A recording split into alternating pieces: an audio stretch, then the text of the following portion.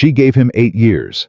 She sold her jewelry. She paid his debts. She saved his land, his name, his reputation quietly, completely, without a single word of complaint. And on the morning it all ended, he walked into that office, picked up the pen, and signed 12 divorce papers in under 4 minutes. He never read a single word. But Anne had written the truth of their entire marriage into Clause 10. And she already knew a man who never looks, never finds it. Until the day he loses everything. If you have ever held a family together while someone else took all the credit, this story is yours.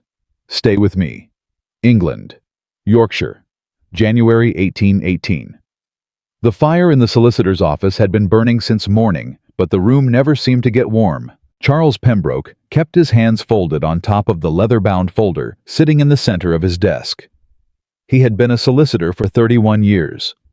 He had drawn up wills for dying earls and transfer deeds for bankrupt viscounts. He had witnessed confessions that never made it into any court of law, but he had never once felt as uneasy as he did that morning. The clock on the mantel read 10:30. Oliver Kingsley arrived at 28 past. He did not knock. He simply pushed the door open with one hand, his riding gloves still on his coat, still carrying the cold from the street outside. He was a tall man, broad through the shoulders, sharp in the jaw, the kind of man who had always moved through rooms as though they had been arranged for him specifically. Pembroke. A single nod toward the solicitor. Then, without looking further, Anne Montgomery. She had already returned to her maiden name in her own mind, weeks ago, sat in the chair closest to the window. She wore a dark gray dress with no embellishment, no jewelry. Her dark hair was pinned simply without fuss. She did not look up when Oliver entered. She kept her eyes on the frost forming along the lower edge of the glass. She had been there since 9 o'clock. She had not once asked where he was. Oliver pulled off his gloves one finger at a time and dropped them onto the corner of Charles's desk. "I assume everything is in order." Charles cleared his throat. "Mr. Kingsley, before we begin, I would strongly encourage you to— Is everything in order?" A pause. "The documents are prepared, yes." "Then we begin." Oliver finally moved toward the desk and glanced down at the folder. He did not open it. "How many pages?" 14. "But there are 12 substantive clauses you'll want to—" 12. "Fine." Oliver picked up the pen that lay beside the inkwell. "Where do I sign?" Charles did not move for a moment. Then very slowly, very deliberately, he opened the folder and turned to the first signature page. He pointed. Oliver signed. 1. He turned to the second page, pointed again. 2. He did not read a word, not a single line. He moved through that folder the way a man moves through a doorway. He has walked through 1,000 times without looking, without thinking, without once considering that something on the other side might have changed. 3, 4, 5. The only sounds in the room were the scratch of the pen, the soft breath of the fire, and the distant sound of horses on the cobblestones below. Anne did not watch him sign. She watched the frost on the window. She had a habit of doing that, fixing her attention on something still and cold, when everything around her felt like it was moving too fast to follow. She had known from the moment Oliver had come to her in the library 3 months ago and said, "I think it is time we were honest with each other," exactly how this would end. Not because she was certain of his character, though she was, but because she had known her own heart long enough to understand when something was finished. Some things end with a fight. Some end with silence. Theirs had ended on a Tuesday afternoon in October when Oliver looked at her across the library table, and she realized with no particular drama that she had been alone for years already. She had just not said so out loud. 6, 7. Charles interlaced his fingers again and looked at the wall. He was a decent man, a quiet man. He had known Anne since she was 19 years old, when her father, the late Lord Montgomery, had first brought her to Pembroke's office to sign her own inheritance documents. He had watched her grow from a composed, careful girl into a composed, careful woman. He had sat across from her 6 months ago when she came to him with the quiet instruction that would eventually become Clause 10. He had tried to talk her out of it. She had thanked him for his concern and asked him to write it exactly as she described. 8. 9. Oliver paused at the ninth signature not to read, but because a ember cracked loudly in the fireplace, and he turned his head toward it. Then he looked back at the folder. Only 3 more. Yes, Charles said. Though I must tell you again, Mr. Kingsley, there are provisions in this agreement that I believe you. Pembroke. Oliver's voice was not unkind. It was simply final. I have a meeting at 1 o'clock. I would prefer to be finished by then. A beat of silence. Of course. Charles turned the page. 10, 11, 12. Oliver set the pen down and straightened. He ran a hand through his hair, a gesture Anne had seen 1,000 times, the gesture he made when something was completed, when a problem was resolved, when he could move on to the next thing on whatever invisible list governed his days. There. He closed the folder with the flat of his palm. It is finished. Anne turned from the window then. She looked at the folder, at the way his hand rested on top of it, certain and settled as though it were a ledger he'd just balanced. As though the 14 pages beneath his palm were columns of numbers and not the legal dissolution of 8 years of a shared life. She stood. She reached across the desk and gently drew the folder toward herself. She picked it up. She held it carefully the way you hold something you know you'll carry for a long time. Then she said very quietly, "No." Oliver looked at her. No, a single word. Somewhere between amusement and impatience. Anne met his eyes for the first time since he'd arrived. It has only just begun. Oliver smiled that familiar, confident smile that had once made her feel chosen and now made her feel nothing in particular. Always the last word, Anne. He reached for his gloves. Charles looked at neither of them. He looked at his hands. Oliver was halfway to the door when Charles spoke. Not loudly, almost as if he were speaking to himself. You truly did not read Clause 10? Oliver stopped. Not because he was alarmed. Simply because a question had been asked, and he was a man who answered questions. Should I have? Charles finally looked up. You will understand soon enough. Oliver studied the old solicitor's face for a moment. Found nothing there he recognized as meaningful. Nodded once.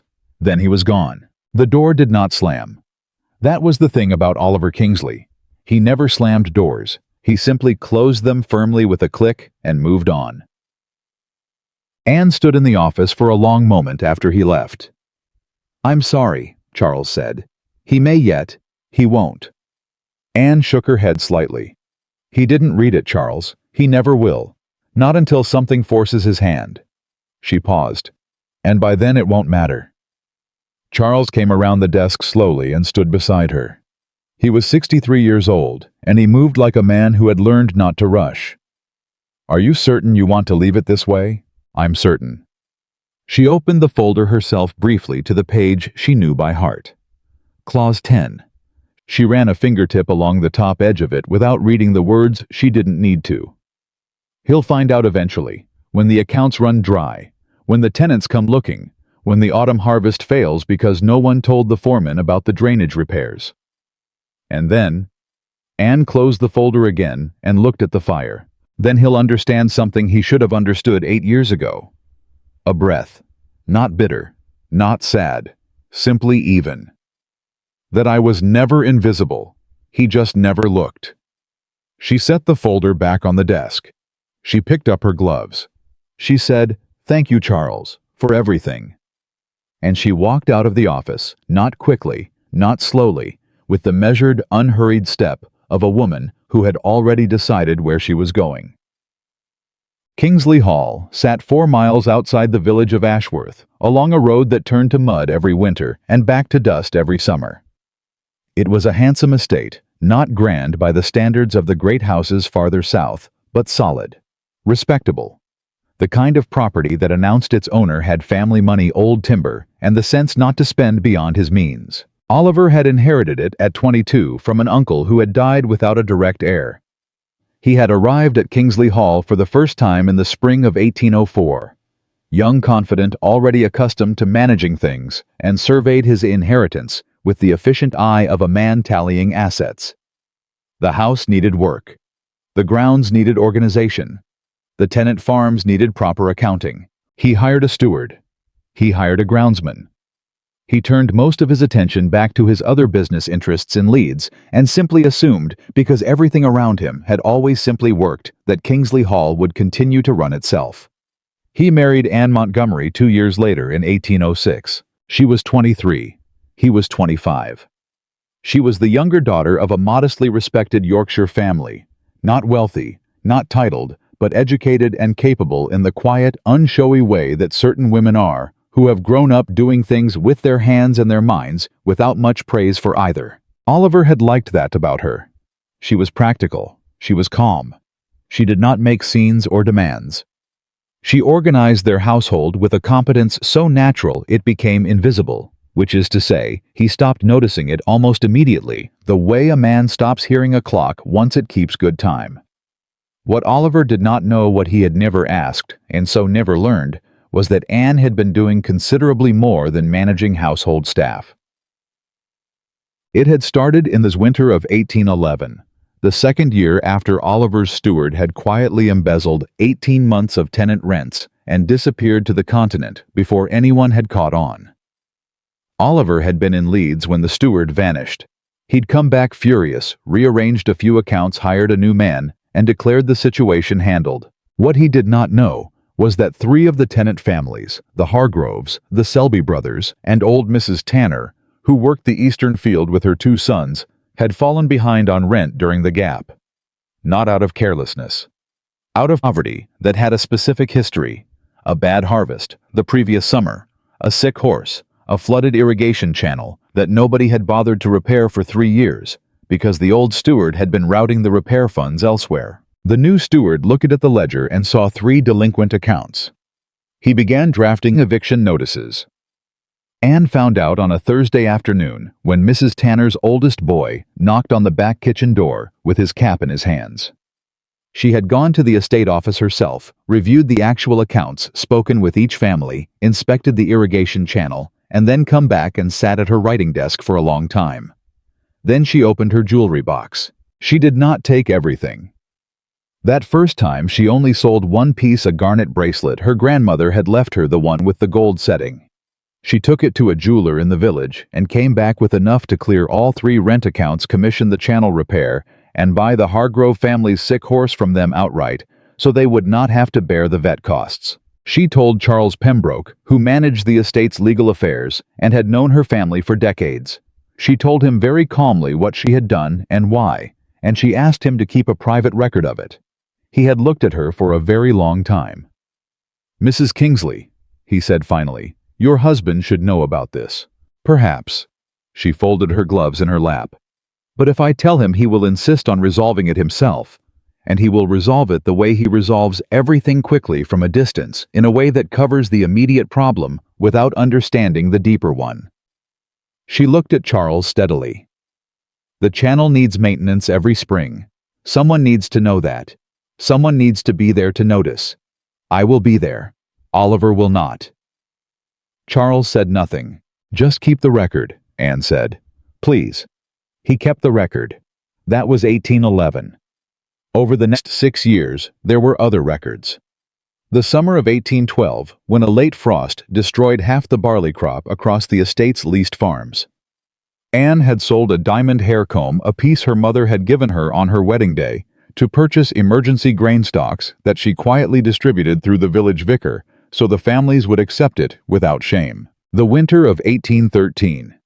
When Oliver had quietly co-signed a business debt for a friend in Leeds, a debt he'd mentioned to Anne once briefly as a formality, something that would never come due. The friend's business had collapsed by December. The debt had come due. Charles had found out through a contact and told Anne privately, because the amount, if called in without warning, would have required Oliver to either sell part of the Kingsley Hall acreage or default publicly. Anne had sold her inheritance bonds, the ones her father had set aside for her, every last one of them. She had paid the debt herself through an intermediary. Oliver had never known it was called in. He believed to that day in Charles's office in January 1818 that his friend's business had simply managed to restructure its obligations. There were other things, smaller, consistent. A pattern of invisible labor that accumulated across 6 years into something that Charles's records would eventually show plainly. Anne Montgomery had in quiet, methodical, thoroughly documented steps spent every personal asset she had inherited to keep Kingsley Hall and Oliver Kingsley's reputation intact. She had not done it resentfully. She had done it, at least in the beginning, because she believed in the estate. Because she had come to think of the tenant families as her responsibility. Because she was good at it better than Oliver, better than any steward he'd ever hired, and because being good at something for a certain kind of woman is its own kind of purpose. But somewhere in the middle years, somewhere around 1814 or 1815, she thought, though she could not have named the exact moment, she had come to understand that she was not simply maintaining an estate. She was propping up a marriage. She was doing the invisible work that kept everything standing so that Oliver could move through his days with the comfortable confidence of a man who believed his world was in good order because it always was, and he had never once asked why. She did not stop. She was not the kind of woman who stopped, but she had begun quietly to grieve. On this morning of January 14th, 1818, the same morning that Oliver signed 12 divorce clauses without reading a single word of them, the new steward at Kingsley Hall stood in the east field with the foreman and stared at the standing water pooled along the western fence line. "When was this last drained?" the foreman asked. The steward checked his records. Then he checked again. Then he said slowly, "I don't see a record of drainage maintenance." The foreman looked at him sideways. "That can't be right. Every spring like clockwork someone's been out here." "Who?" The foreman scratched his chin. "Mrs. Kingsley ordered it, I always assumed." A silence settled between the two men, punctuated by the wet sound of water seeping through frozen ground. "Mrs. Kingsley," the steward said carefully, "is no longer in residence."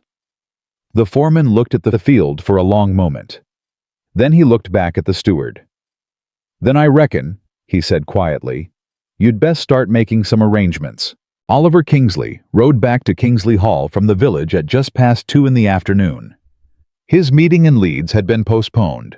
He was in no particular hurry. He felt if he was honest with himself, and he was occasionally honest with himself in private on horseback when no one was listening, a strange kind of lightness. Not happiness exactly. Something more like relief. The relief of a man who has been carrying something he did not quite know how to carry and has finally set it down. The marriage had not been unhappy precisely. There had been years of genuine warmth. Anne was an exceptional woman. He had always known that in the abstract way a man knows a thing without examining it closely. But in recent years there had been a distance between them that he could not quite name and had not quite known how to close. And when she had finally said very quietly 3 months ago that she thought it was time, he had felt beneath the discomfort a shameful current of agreement. He rode through the main gate. He noticed dimly that the east field looked strange, dark, waterlogged along the fencing. He made a note to mention it to the steward. He rode on toward the stable. Inside the house, the hall felt different. He could not immediately have said how.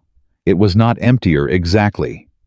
Anne had taken only what was hers, which turned out to be remarkably little. But some quality of the air had changed. Some weight had shifted. There was nobody in the front hallway when he entered. The hearth in the library was not yet lit, though the afternoon had turned cold. He stood in the center of the hall for a moment and looked around. Then he went to find Mrs. Hartley, the housekeeper. She was in the kitchen speaking quietly with one of the maids. She stopped when Oliver appeared in the doorway. "Mr. Kingsley." She dipped her chin respectfully but did not smile. Mrs. Hartley had been at Kingsley Hall for 22 years. She had been there when Oliver arrived as a young man. She had watched Anne arrive 6 years later. She had her own opinions about most things and kept them to herself with the discipline of long practice. "Welcome home, sir." "The east field," Oliver said. "It's waterlogged. Has the steward been informed?" "Yes, sir. Mr. Prentice is looking into it." "Good." He moved toward the library. "And the hearth here, have someone light it?" "Of course." A pause, very brief. "Will you be dining alone this evening, sir?" He stopped. "Yes." Mrs. Hartley nodded once. Then almost as an afterthought, though he would realize later that nothing about Mrs. Hartley was ever an afterthought. The Hargrove boy came by this afternoon. Third time this week. He's asking about the spring planting allocation, says Mrs. Kingsley. That is, he says Miss Montgomery used to meet with him in February to go over the seed arrangements. Oliver turned back. That's a matter for the steward. I told him so, sir. He said the steward didn't know what he was talking about. A beat of silence. I'll speak with Prentice. Yes, sir. He went into the library and sat down at his desk. Outside through the tall window, the afternoon was already fading toward dark. The east field, that strange, sodden stretch of ground, was barely visible in the dimming light. He sat with the silence for a while. He thought not for the first time about Anne. He thought about the way she had looked at him that morning across Charles Pembroke's desk.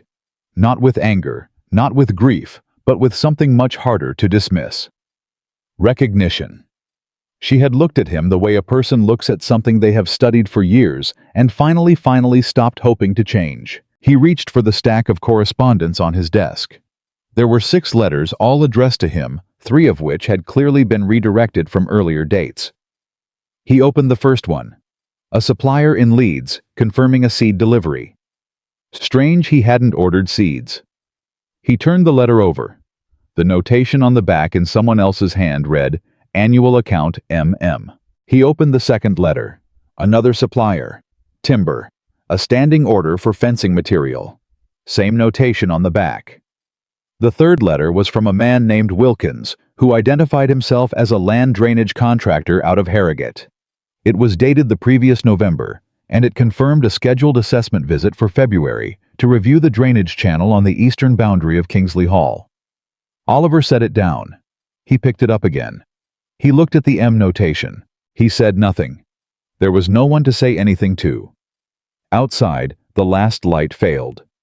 The east field disappeared into the dark.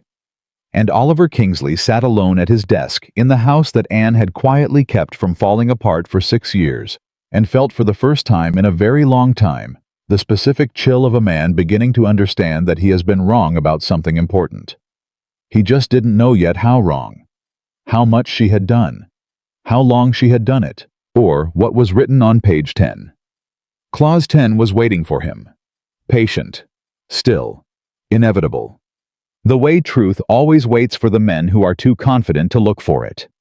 If you've ever been the one who held everything together while someone else took all the credit, you already know how this story feels. Stay with me. Because what happens next is going to break your heart before it makes it whole again. Subscribe and keep listening. Part 2 is where the real story begins. The morning after, Anne left.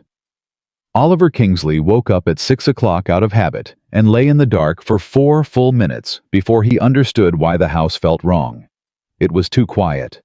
Not the quiet of early morning. He knew that quiet had lived inside it for years. This was something else. This was the quiet of a place that had stopped listening for something. A held breath that had finally permanently been released. He dressed without ringing for assistance, a small, unconscious act of pride, and went downstairs. The hall fire was not lit. He stood in the doorway of the library and looked at the cold grate. In 8 years, the fire had never been cold when he came downstairs. He had never once considered why. He went to find Mrs. Hartley. She was already in the kitchen, standing at the long table with a cup of tea and what appeared to be a list written in 2 different kinds of handwriting. She looked up when he came in. She did not apologize for the fire. Mr. Kingsley? The library fire. Yes. She set down her cup. James usually lights it at 5:30. I'll remind him. Who lit it before James? A pause. Small. Careful. Mrs. Kingsley arranged the morning fires herself, sir. She had a particular system. Mrs. Hartley folded the paper in her hands without looking at it. I'll make sure James understands the schedule going forward. Oliver looked at the paper she'd folded. He said nothing. He went back to the library. He sat at his desk in front of the cold grate and stared at the wall. How was a man who trusted in systems? You built the right structure, and then the structure ran itself. That was his fundamental operating principle, and it had served him reliably for 40 years. Kingsley Hall was a system. His business interests in Leeds were a system. His marriage, he had believed, was a system. He was beginning to understand that systems do not run themselves. Someone runs them. He picked up the Wilkins letter again, the drainage contractor, and read it through properly this time. The language was plain, practical. A scheduled February visit at the client's instruction to inspect the eastern boundary channel and review the repair log from the previous spring. The letter was addressed to Oliver by name, but the instructions it referenced, the annual drainage schedule, the repair log, the flagged pressure points along the lower boundary, had clearly originated from someone who was not Oliver. He set the letter down and opened the desk drawer where he kept miscellaneous correspondence. He had never paid close attention to most of it. There was a woman who ran the household. There was a steward who ran the estate. The correspondence sorted itself. He pulled out the drawer's contents and laid them on the desk. There were 47 letters, cards, and folded notes. He had not looked at most of them in months.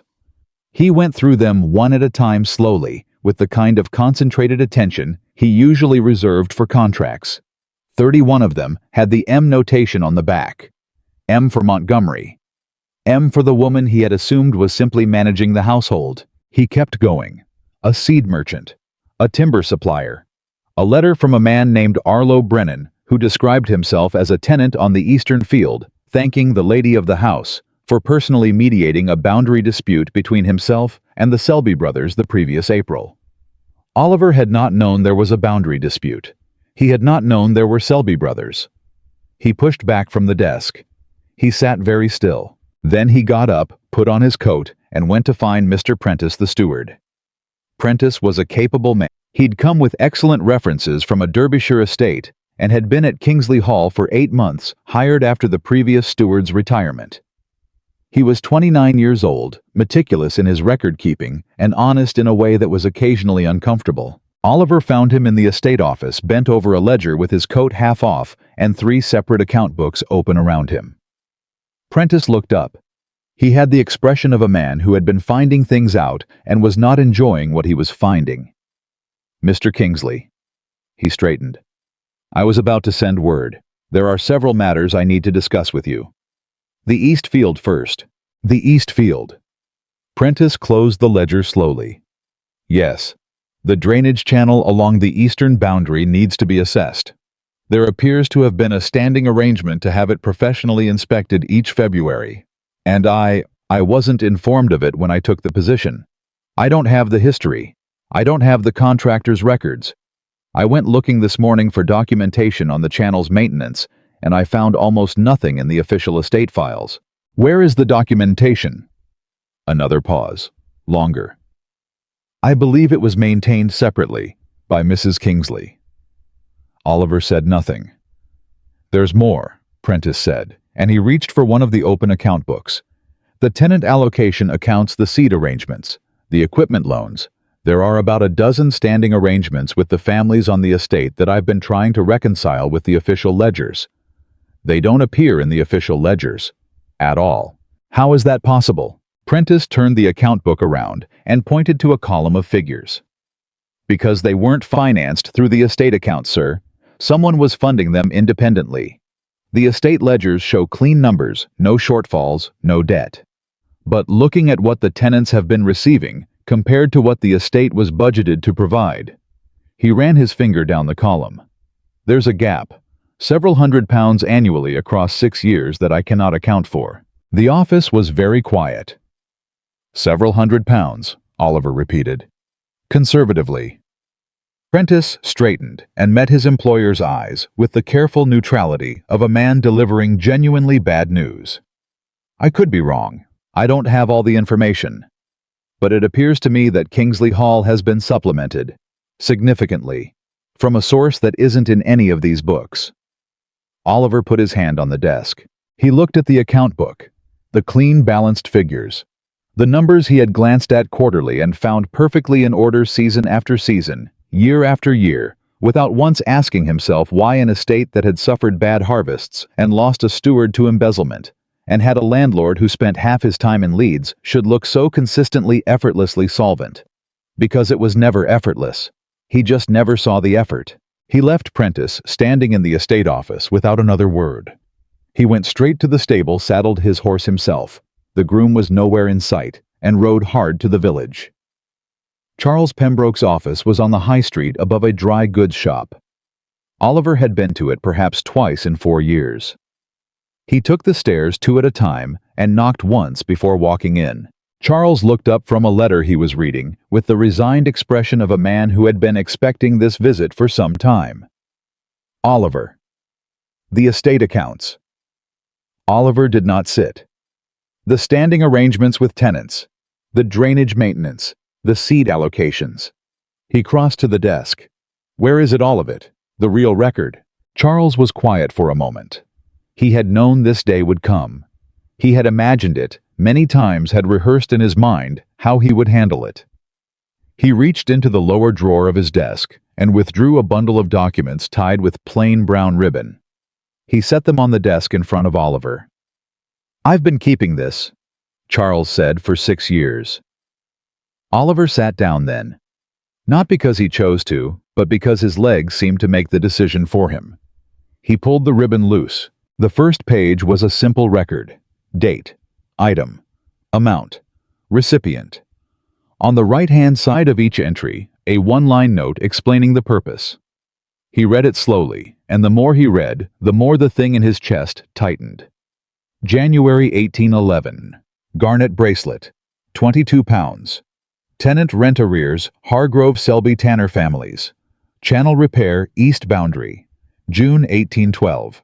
Diamond comb, £41. Emergency grain frost damage to barley crop.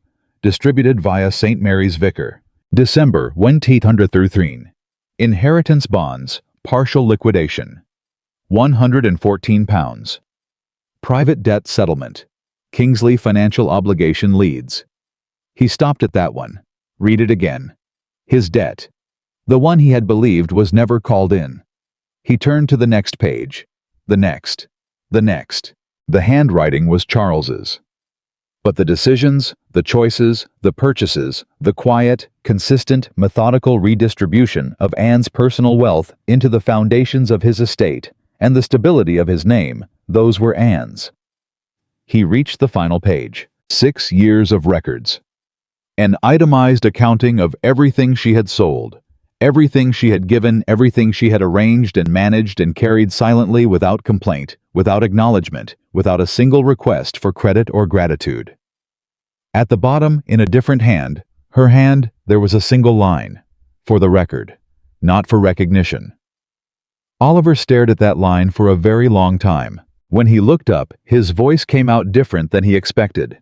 Quieter. "Why didn't you?" Charles met his gaze steadily. "Because she asked me not to." "That's not an answer. It's the only answer I have." Charles folded his hands. "She came to me in the winter of 1811, and she said very clearly, 'I am going to do this. I am going to keep a record of it. I am asking you to maintain that record, and I am asking you not to tell my husband.'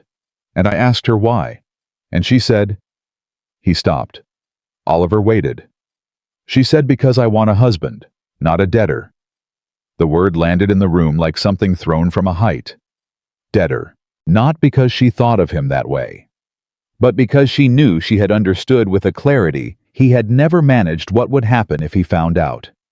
He would feel indebted. He would feel ashamed. He would manage his shame the way he managed everything from a distance quickly, in a way that resolved the immediate discomfort without examining the deeper wound. He would insist on repaying her. He would turn her act of love into a transaction. And then it would be finished. So she had protected him from knowing. She had protected him the way a person protects someone who doesn't realize how much they need protecting. Oliver pushed back from the chair and stood up. He walked to the window. He stood with his back to Charles for a long moment. "Where is she now?" "She returned to the Montgomery house. Her cousin's family is there. She's staying in Yorkshire for a few weeks. Then she intends to go to Bath." A pause. "She has an invitation from an old school friend. She intends to accept it." Bath. Far enough. Clean enough. The kind of city where a woman with good bearing and quiet intelligence could build a new life without too much noise. Is she well? She appeared well. Charles said it with care. She appeared, if I'm being accurate, like a woman who had made a very difficult decision and had already made her peace with it. Oliver turned around. His face had the look of a man who had been told news that was both completely surprising and somewhere beneath the surprise, not surprising at all. The look of someone hearing confirmed what they had sensed dimly for a long time, without ever permitting themselves to fully think it. She saved Kingsley Hall. Yes. She saved my reputation in Leeds. The debt, yes. She kept the tenants on the land. The drainage, the seeds, Oliver. Charles said his name very quietly, but with a kind of firmness that stopped him. Yes, she did all of those things. And she did them without being asked, and without asking for anything in return. That is the truth of it. A breath. I'm not sure what you intend to do with that truth, but you now have it. Oliver looked at the bundle of papers still spread across the desk. Then he picked up the divorce agreement. Charles had a copy naturally and turned to page 10. He read it slowly. The husband acknowledges that all personal financial obligations secretly repaid by Anne Montgomery during the marriage shall remain forever unknown to the public unless he chooses to investigate them himself. He read it again. She had written herself out of the record. She had made her 6 years of sacrifice invisible, legally, publicly, permanently, and she had given him the choice of whether to ever look. She had known he probably wouldn't. She had done it anyway. Because she was Anne Montgomery. Because she finished what she started, even when she was the only one who knew she'd started it. Oliver set the paper down. His voice when he spoke was very controlled. Too controlled. The voice of a man holding something down. She asked you to write Clause 10. She dictated the language herself, word for word.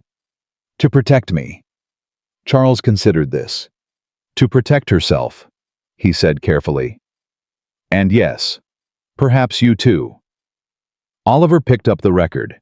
The full 6 years of it. He folded it back into the bundle. May I take this? It belongs to you by the terms of the agreement. He picked it up. He straightened his coat. He walked to the door. He had his hand on the frame when Charles said without particular inflection, She was there at 9 o'clock this morning, you know, before you arrived. She sat in that chair for 90 minutes waiting for you. Oliver did not turn around. She didn't ask if you'd be on time. She didn't complain when you were late. She sat and she waited. And when you walked in without apology and signed those papers without reading them. A brief pause. She looked at the window, Oliver. Not at you. She stopped looking at you. The silence in the room went very deep. Oliver's hand tightened on the doorframe. Then he walked out down the stairs into the cold street and stood beside his horse for a full minute without moving. The bundle of documents was under his arm. His marriage was in it. 6 years of it. The real version. The one he had never read. He rode back to Kingsley Hall slowly, which was unlike him. He was a man who rode fast, who moved fast, who resolved things quickly and moved to the next item. But something about the pace felt wrong today. Something about speed felt indecent. He arrived home at noon. Mrs. Hartley was at the door before he reached the step.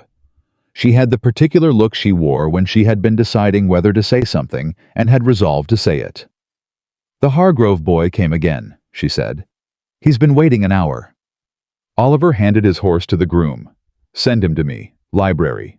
Thomas Hargrove was 17. Big through the shoulders like his father, with the careful manner of a young man who has learned that boldness can cost you. He came into the library with his cap in both hands and stood near the door. Oliver sat at his desk. He gestured to the chair across from him. The boy sat on the edge of it. Tell me about the seat arrangements, Oliver said. Thomas blinked. He had expected something else, a reprimand maybe, or a reference to the steward. The spring planting, what was the arrangement specifically? Thomas Hargrove looked at him with the careful caution of someone deciding whether a question is safe to answer honestly. Then he said, Every February, Miss Anne Mrs. Kingsley, she'd meet with us, with my father and Mr. Brennan and the Selby brothers and a few others. She'd look at the previous year's numbers. What came up short? What did well? what fields needed to lie fallow. She'd work out the seed allocation and arrange it through Whitmore's in Harrogate, paid up front, deducted from the autumn tally at a fair rate. He hesitated. My father says she always got the numbers right, never missed. How long has that arrangement been running? Since before I was old enough to go to the meetings, sir. So at least 5-6 years. Oliver looked at the boy. Thomas shifted in the chair. Is the arrangement going to continue, sir? My father said to ask directly. The ground won't wait. Yes, Oliver said after a moment. The arrangement will continue. He paused. I'll need to understand the details. Can your father come next week? Thomas's shoulders dropped about an inch, the involuntary release of relief. Yes, sir, he'll come. After he left, Oliver sat alone. He thought about Anne sitting in Charles's office at 9 o'clock in the morning, waiting, composed, not angry, not performing patience, actually patient in the way a person is patient when they have accepted something. He thought about the look on her face when he finally arrived. He had barely seen it. He had been already moving, already inside the room, already extracting his gloves, already oriented toward the desk and the pen and the efficient resolution of the task at hand. He had not looked at her. He had been in the same room as his wife for the last time in their lives, and he had not looked at her. He opened the bundle from Charles's desk again. He went through it slowly this time, reading every note, every annotation, every careful one-line explanation she had written beside each entry in her own hand. East Boundary Channel, 3rd spring running. Foreman says it would fail within 2 seasons without attention. Arranged Wilkins assessment. Selby boundary spoken with both parties separately. Agreed resolution. No legal action required. Filed with Pembroke for reference. Hargrove eldest son apprenticeship inquiry York. Wrote recommendation letter. No estate funds. Personal correspondence. She had written a recommendation letter for a tenant's son. She had not told Oliver. She had simply done it. The way she did everything. Quietly. Competently. Without making it about herself. He closed his eyes. He had called his marriage a system. He had believed it ran itself. It had never run itself. It had run on her. On the invisible, constant, unrewarded labor of a woman who understood everything about the life they shared and had been understood in return by him almost not at all. He stayed in the library until the fire burned low. He did not have dinner. Mrs. Hartley left a tray outside the door. He didn't touch it. At 11 o'clock, he got up and walked through the house in the dark, through the hall, the dining room, the back corridor that led to the room Anne had used as a sitting room, where she had kept her writing desk and her books, and the particular chair she favored near the east window. He had not been in this room, and he tried to count 6 months a year. He stood in the doorway. The writing desk was clear. She had taken her correspondence, her books, the small inlaid box where she kept her personal papers. What remained was simply furniture. A chair, a desk, a window. He looked at the chair. He thought about what Charles had said. She looked at the window, Oliver. Not at you. She stopped looking at you. He did not know exactly when it had happened. That was the thing that kept returning, the simple, devastating uncertainty of the timeline. When had she stopped? When had she made her peace? Was it recent? Was it years ago? Had he been the last to know? Yes. He had been the last to know. He was almost always the last to know. He went back to his bedroom. He lay down without undressing. He stared at the ceiling. At some point, the question that had been circling all day finally landed, plainly. What kind of man does not know his own wife? Not just her circumstances. Not just her activities. Her. The particular way her mind worked. The particular weight she carried. The particular grief she had learned to carry without showing it. What kind of man lives beside a woman for 8 years and never sees any of it clearly enough to ask? The answer was the kind he had spent his whole life believing he was not. He was 40 years old. He had run businesses, managed properties, navigated contracts and negotiations, and the complex social landscape of English county life. He was considered by everyone who knew him to be a capable, intelligent, reasonable man. He had been completely, thoroughly, profoundly ignorant of the woman who shared his home and his name. Not because she had hidden herself. She had been there every day doing the work, making the decisions, keeping everything alive. She had not hidden. He had simply never looked. He lay in the dark for a very long time.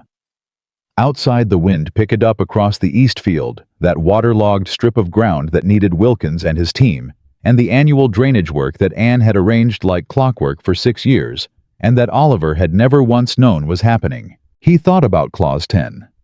Shall remain forever unknown to the public unless he chooses to investigate them himself. She had not assumed he would investigate. She had not assumed he wouldn't either. She had left it entirely precisely in his hands as a choice, not a revelation, not a punishment, not a confession, a mirror. He could ignore it. He could walk away from those 14 pages and return to his life and never look further, and it would all remain quiet and sealed, and no one would ever know. He could protect himself with the same comfortable ignorance he had maintained for 8 years. Or he could look. He had been looking for exactly 1 day, and he already understood that what was under Clause 10 was not simply a financial record. It was the portrait of a marriage, the real one, the one he had never seen. He pressed the heel of his hand to his eyes. He was not a man given to self-pity. He refused it now. But he would allow himself, just for this one night in the dark in the house she had saved, to feel the full and terrible weight of what he had lost. Not because he lost it today. Because he had been losing it for years, slowly and steadily. The way water loses heat, without drama, without announcement. Until one morning you reach for what you expected to be warm, and it is simply cold. He had not noticed. He should have noticed. He thought about the moment in Charles's office when she had looked at him across the desk, not with anger, not with tears, but with that quiet, level, grieving recognition. She had not been looking for a reaction. She had not been waiting for him to see. She had already moved past, hoping he would see. And that Oliver Kingsley realized in the dark and silence of the house, that was now entirely and irrevocably his, was the most painful thing of all. Not that she had left. That she had stayed so long, already staying and working and giving and losing, and he had not once thought to ask her what it cost. The wind moved across the east field. The house was quiet. And Oliver Kingsley alone, for the first time in 8 years, lay still in the dark and finally began to understand what silence sounds like when it is full of someone's absence. He did not sleep, not because he was too proud to admit he needed it, not because his mind refused to quiet, but because every time he closed his eyes, he saw numbers. Not the cold, balanced figures in the estate ledgers, the clean ones, the ones that had always reassured him. He saw the other numbers, the ones from Charles's bundle, the garnet bracelet, 22 pounds, the diamond comb, 41 pounds, the inheritance bonds, 114 pounds. He saw them in her handwriting. That precise, unhurried script with the slightly forward lean, the kind of writing produced by someone who thought before they put pen to paper and meant every word once they did. By 6 o'clock he was dressed. By 1:30 he was back in the library with the bundle open on the desk and a cold cup of tea he had not touched. I was not looking for something to dispute. He was not looking for an error in the record someplace where the accounting was off some angle that might soften what was plainly there.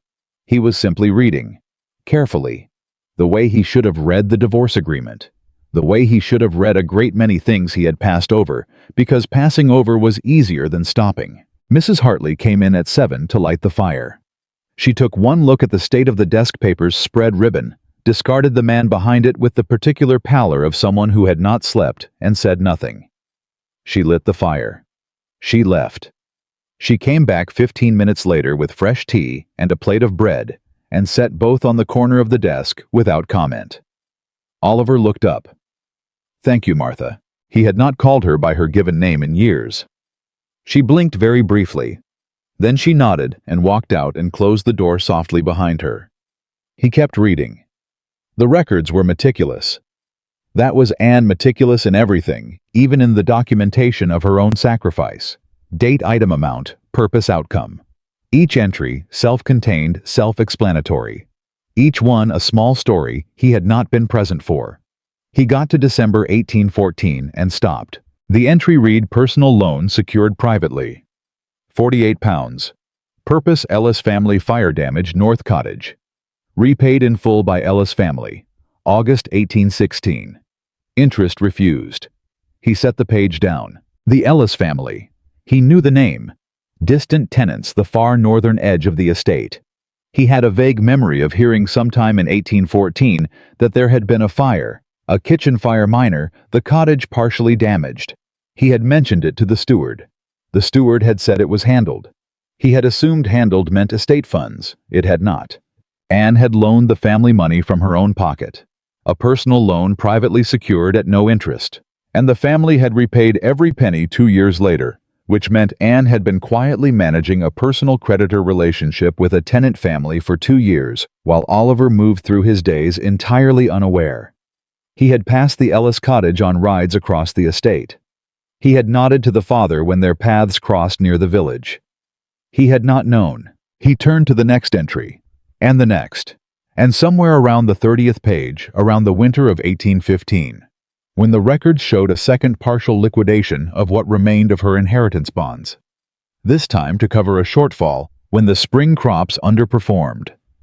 The thing that had been tightening in his chest all night finally broke loose into something specific. Shame. Not guilt precisely. Guilt is what you feel when you have done something wrong deliberately. This was shame. The specific, corrosive shame of a man who understands that he has failed, in a way he cannot blame on malice or ignorance or even neglect, because it was all three at once tangled together, and all three were his. He stood up abruptly. He needed air. He went to the window and stood there for a moment with his hand flat against the cold glass. Outside Prentice was crossing the courtyard with the foreman. Both men looking toward the eastern field with the expressions of people discussing something expensive.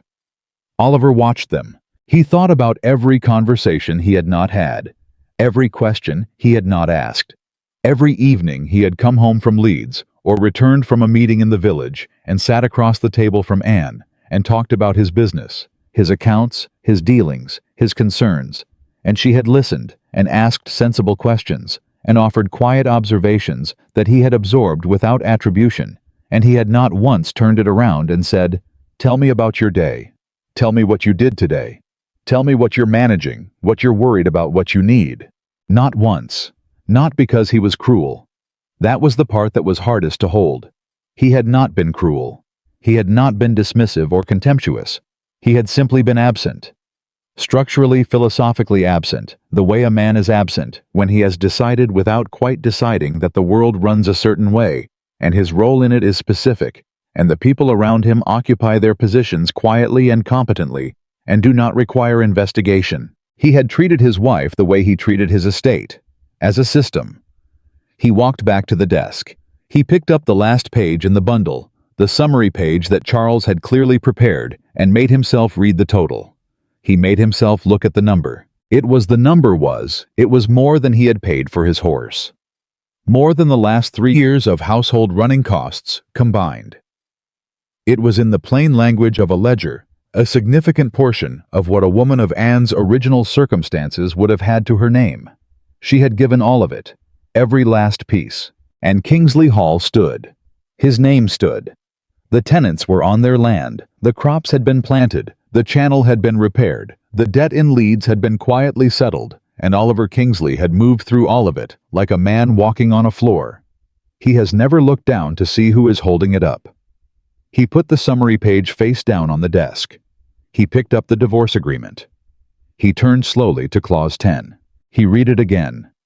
The full text this time, every word, not the way he'd skimmed it in Charles's office, but the way you read something when you finally understand what it costs.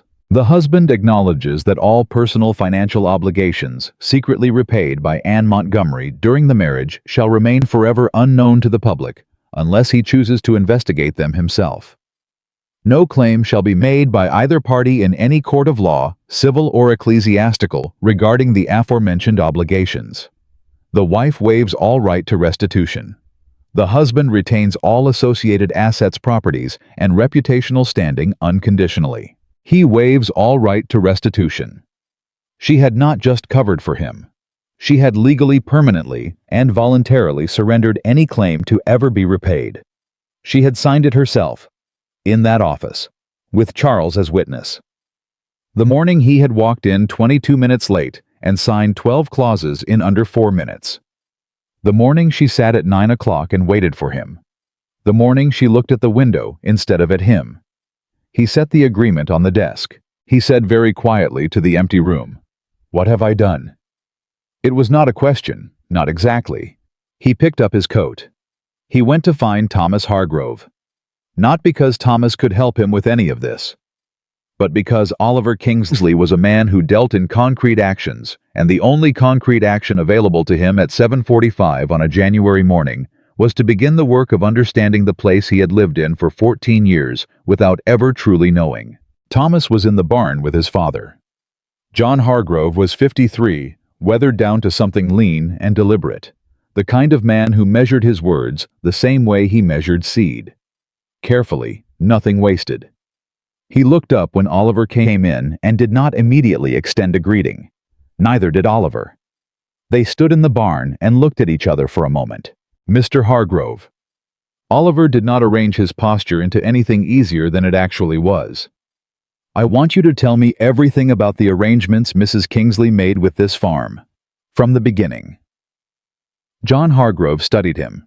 He had the eyes of a man who had learned caution, the way rural people learn it through experience, through watching who showed up when things were bad and who didn't. Everything. A careful word. Everything. Oliver held the man's gaze. "I understand some of it already, but I want to hear it from you." Another long pause. Then John Hargrove said, "You'd better sit down." Oliver sat on a hay bale in the barn of his own tenant and listened to John Hargrove talk for the better part of an hour. He heard about 1811. The rent arrears, the channel flood, the knock on the kitchen door. He heard it from the other side, not as a line item in a record, but as it had actually happened, with the weight and the cold and the fear of a family looking at eviction notices and the arrival 2 days later of the lady of the house carrying a bank draft and a list of questions about the channel's drainage history. "She didn't come with answers," John said. "She came with questions. She wanted to know what had happened and why, not to assign blame, just to understand." Oliver said nothing. "She sat in our kitchen for 2 hours, talked to my wife, talked to the boys, talked to the Selby brothers when they came by. She had a notebook." John turned a piece of straw between his fingers. "She wrote things down. She asked if she could come back in the spring to see how the repairs held. And she did. She came back every spring." "Every spring," Oliver repeated. 6 years running. Sometimes with questions, sometimes just to walk the boundary. "She knew this field better than your steward." He said it without accusation, simply as fact. "Better than most men I've had dealing with me over 30 years of farming." Oliver sat with that. "Did she ever say—" He stopped. Started again. "Did she ever say anything about the arrangement, about why she did it?" John Hargrove was quiet for a moment. He looked at the straw in his hands. Then he looked at Oliver with the directness of a man who has decided to say the true thing. "Once, about 3 years ago, my wife asked her straight out, the way my wife does, why she bothered. Why she kept coming back, kept arranging things, kept spending what was clearly her own money on other people's problems." He paused. "And Mrs. Kingsley thought about it. Took her time. And then she said, because when I'm here, I'm not invisible." The barn went very quiet. Oliver felt the words land with the physical weight of something dropped from a height. Not invisible. She had come to a tenant's farm year after year to manage other people's problems, because here doing this work, she was seen. She was useful. She was present in a way that counted. Because at home in the house that bore his name in the life they shared, she had been invisible. He had made her invisible. He pressed the heel of his hand to the bridge of his nose. John Hargrove watched him and said nothing. After a moment, Oliver lowered his hand and said roughly, "Thank you for telling me. I told you because you asked." The farmer set the straw down. "And because she would have wanted you to know, eventually." That broke something open. Oliver stood up from the hay bale a different man than he had sat down. Not changed. Change takes longer, but broken open. Cracked through in a way that let the truth of it in, cold and necessary. The way winter air gets into a room when someone finally opens the window. He rode back to Kingsley Hall at a different pace than he'd ridden out. Something had shifted in him, not toward resolution, not toward the efficient problem-solving that was his first instinct with everything, but toward a new kind of slowness. The slowness of a man learning to look at things he has been passing over. He went straight to the estate office. Prentice was there. Oliver sat down across from the steward and said, "Teach me the drainage system." Prentice blinked. "Sir, the east boundary channel, the maintenance history, whatever you've been able to piece together, start from the beginning and don't skip anything because you think I already know it." A beat. "Assume I know nothing." Prentice looked at him carefully for a moment. Then he opened his ledger. They sat in the estate office for 3 hours. Oliver asked questions. Real ones, the kind he had never asked before, about the particular challenges of the soil along the eastern boundary, about the relationship between the drainage channel and the crop yields, about the specific vulnerabilities that had developed over years of inconsistent maintenance before Anne had intervened and established a reliable schedule. Prentice answered with increasing confidence as he realized his employer was genuinely listening, not processing, listening. At the end of 3 hours, Oliver had a clearer picture of his own land than he had possessed in 14 years of ownership. "You'll need to contact Wilkins," Oliver said. "The contractor. Get him out here for the February assessment as planned." "Yes, sir." "And the seat arrangements with Hargrove and the other families, I'll handle those directly for now with your support. I'll meet with each family. I want to understand what Mrs. Kingsley put in place and why before I change anything." Prentice nodded slowly. "That's yes. That makes sense." It should have made sense a long time ago. Oliver stood. He did not elaborate. He went back to the library. He sat at the desk and looked at the fire, which was burning steadily now, the way fires burn when someone has been tending them properly. He thought about Clause 10 again. Not the language of it he had that memorized by now, but the decision behind it. The moment Anne must have sat across from Charles Pembroke and dictated those words, knowing exactly what she was writing and what she was choosing to leave in his hands. She had not written it out of bitterness. He understood that now clearly. She had not written it to punish him, or to set a trap, or to position herself for some future reclamation. She had written it because she understood something about him that he had not understood about himself, that he would only ever look closely at something he was forced to look at, that he would not investigate what was never clearly missing. So she made the terms of her own sacrifice part of a legal document he had signed. She had one final time created a system, and the system had worked exactly as designed. He had begun to look. He was looking now. He opened the desk drawer and pulled out a clean sheet of paper. He dipped his pen. He sat for a long moment thinking about what he was going to write and why. Then he began. The letter was not to Anne. Not yet. He was not ready for that, not because he lacked the courage, but because he understood that a letter to Anne right now would be too much about himself. Too much about his revelation, his shame, his awakening. It would be one more thing he laid at her door and asked her to carry. The letter was to Charles Pembroke. He wrote, "I have read everything. I want to understand the full extent of what was spent on my behalf. Not to make a claim, I understand the terms of Clause 10, and I will honor them absolutely. But I need to know the complete picture before I can decide what to do next." He paused, then added, "Please do not inform Mrs. Montgomery that I am investigating. This is my work to do. It should have been my work all along." He sealed it. He gave it to the groom to ride out with immediately. Then he went and found Mrs. Hartley. She was in the back kitchen going over the weekly household accounts. She looked up with the neutral expression she had deployed all morning. Oliver pulled out the chair across from her and sat down. She looked at the chair, then at him. "I need to understand the house," he said. "The way it actually runs, not the broad outline, the details." He put his hands flat on the table. "What Mrs. Kingsley managed, what she decided, what the systems are.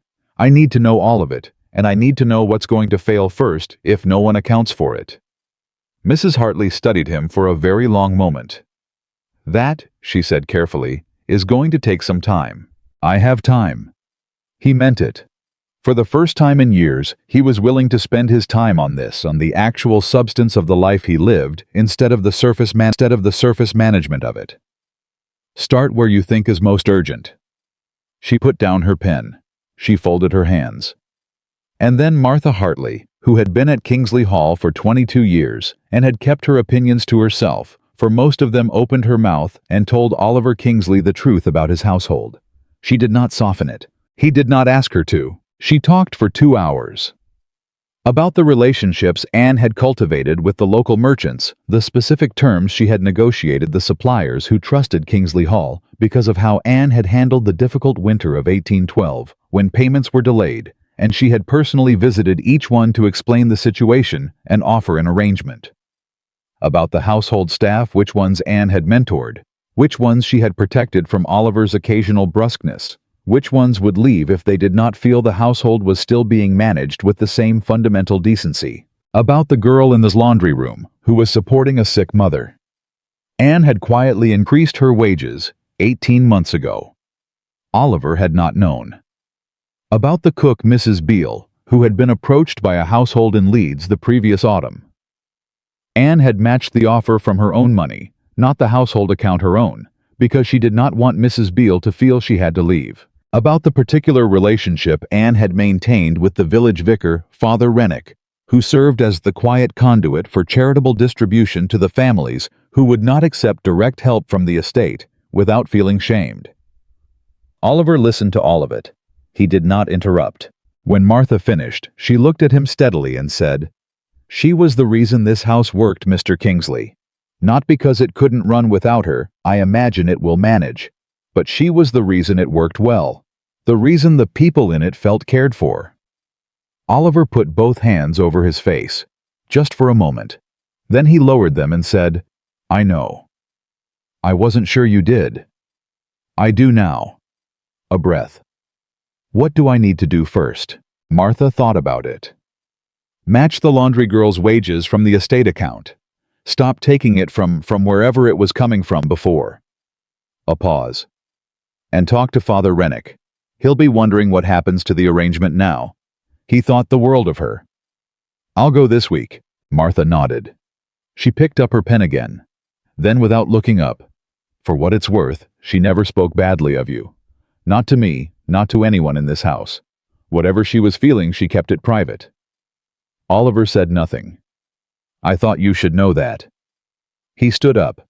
He straightened his coat with the automatic gesture of a man reassembling his composure. He walked to the door. He stopped. "She kept it private," he said without turning around. "Because that was who she was. Not because there was nothing to say."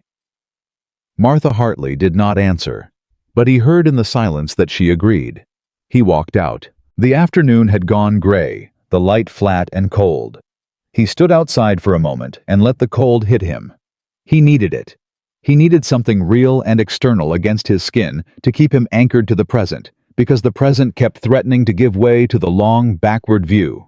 All the years, all the evenings, all the moments when he had been right there in the same room as her, and failed completely and specifically and repeatedly to see. He started walking, not riding, walking. Down the long path from the house toward the east field, the one Prentice had walked him through on paper that morning, the one he now understood in a way he never had.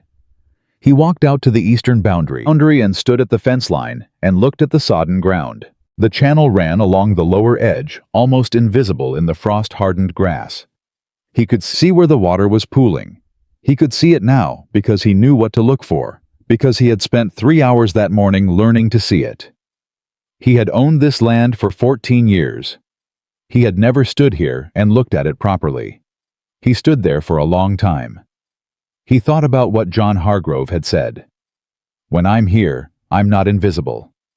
She had been invisible in her own home. He had done that, not with cruelty, not with intent, but he had done it completely and systematically by failing to see the work, by failing to ask the questions, by building the comfortable assumption that everything was simply fine, running in order, and never once pressing past that assumption to find the person behind it. He had built his comfort on her visibility, and she had let him, because she loved him. Because in the beginning she had believed, as people do in the beginning, that love was enough to make itself known without demonstration. That if she was excellent, he would notice. That if she managed everything well, he would eventually turn and see her doing it and understand what it meant. He had not turned. She had waited. She had waited 8 years.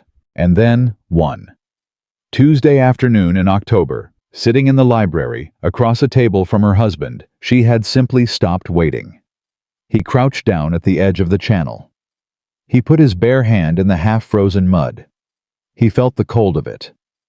The particular, specific, unavoidable cold of a thing that has been neglected through winter and needs attention before spring, or else it fails. He stayed there for a long moment, hand in the mud in the field his wife had cared for, because he hadn't. Then he stood up. He wiped his hand on his coat. He looked at the sky. He had a great deal of work to do. Not just the field, not just the tenants, the accounts, the arrangements he would now have to learn from scratch. That was real work, and he would do it properly the way it deserved to be done. But there was another kind of work, the harder kind. The kind a man does not in the fields or the estate office, but inside himself in the places he has kept comfortable by not looking. He had been signing his name to things without reading them his whole life. Contracts, ledgers, letters, the day-to-day obligations of a man who trusted in systems and delegated the details and moved forward at speed because forward at speed was how he had always lived. He had signed his marriage the same way. He had not read it. He had not read her. He turned and walked back toward the house. There was a letter coming from Charles with the full accounting. There was the meeting with Father Rennick to arrange. There were the tenant families, one by one, who deserved to be seen by the man who owned the land. They worked not through the buffer of a steward or the ledger of an estate account, but directly in person with the kind of attention their situations had always warranted. And there was the question he had not yet let himself fully form, because it was the most important question, and also the one with the most frightening answer. What does a man do when he finally understands everything, and the person he most needs to say it to is already gone? He did not have the answer yet. But for the first time in 8 years, maybe for the first time in his adult life, Oliver Kingsley was asking the right question. He walked back toward the house with the cold still in his hand, and Clause 10 still on his mind, and somewhere beneath the shame and the grief, and the very beginning of something that might eventually become better than either of those things. He understood that this, all of this, the reading and the listening and the crouching in the frozen mud, this was not penance. This was learning, the thing he should have been doing all along. Charles's letter arrived 3 days later. Oliver was in the estate office with Prentice when Mrs. Hartley brought it in on a small tray, the way she brought things she considered important, without ceremony, but with intention. Oliver took it, broke the seal, and read it standing up. Prentice kept his eyes on the ledger. The letter was 4 pages. Charles had clearly sat with it for some time before writing. The language was careful, organized. The handwriting of a man who understood that what he was transmitting was not simply information, but the kind of truth that reorganizes a person's understanding of their own life. The full accounting was attached. Not the summary. Oliver had already seen the complete record annotated with Charles's own notes, explaining the context of each transaction, the circumstances that had prompted Anne's intervention, and in several places, the specific alternatives that would have been available to Oliver had he been aware and chosen to address the situation himself. Oliver read every word. When he finished, he folded the letter. He set it on the desk. He looked at the fire. Prentice, to his credit, said nothing and did not look up. The number at the bottom of the complete accounting was larger than the summary had suggested, considerably larger, because the summary had captured the major transactions, the jewelry, the bonds, the debt settlement, but the complete record included the smaller things, the personal loans, the wage supplements, the correspondence and recommendations and quiet arrangements that had no direct monetary value but had required Anne's time, her reputation, her personal relationships, her emotional labor, month after month, year after year, in the spaces between everything else she was managing. If you put a number on all of it, and Charles at Oliver's request, had the total was staggering. It was more than a gentleman's annual income. It was more than the full value of Anne's original inheritance in every form. She'd given everything. Not dramatically, not all at once. She had given it slowly, purposefully, piece by piece, the way someone gives who does not think of themselves as giving, but simply as doing what needs to be done. Oliver set the complete accounting in the top drawer of the desk. He locked it. He put the key in his waistcoat pocket. He looked at Prentice. "I'll need you to prepare a full valuation of the eastern acreage," he said. "The parcels along the Hargrove and Brennan boundaries specifically." Prentice looked up then. "Sir, I intend to reduce the rents on those parcels permanently, by 1/3. He paused. "And I want to establish a maintenance fund separate from the operating accounts specifically for infrastructure repairs. Channel fencing drainage. It should run on a schedule, not on an as-needed basis." The steward was quiet for a moment. That's a significant change in how the estate operates. I know what it is." Oliver stood. "It's how the estate should have been operating for the last 6 years. We are simply making it official." He left the office. He went to the stable and told the groom to saddle his horse. Then he changed his mind and said, "Never mind, I'll walk." He walked to the village. It took him 40 minutes. He had not walked to the village in years. He always rode, always in a hurry, always with somewhere to be afterward. Today, he had nowhere to be afterward. Today, walking was the point. I went to the church first. Father Rennick was in the vestry going through donation records, a small, careful man with the kind of face that had spent decades listening to things people were ashamed to say out loud. He looked up when Oliver knocked on the open door. "Mr. Kingsley." No particular surprise. "I wondered when you might come." Oliver came in and sat without being asked. "You knew she was doing it. Providing the grain, the discretionary funds, yes. She worked through me because she understood the families wouldn't accept it directly." Father Rennick closed his ledger. "She was right about that. Pride is a complicated thing in people who have very little else." "How long?" "From the winter of 1812, 6 years." A pause. "She came to me herself. She didn't send a servant, didn't write a note. She came in person, sat where you're sitting, and explained what she wanted to do and how she wanted to do it. She had thought it through completely before she arrived." Oliver looked at his hands. "She always had," the priest added quietly.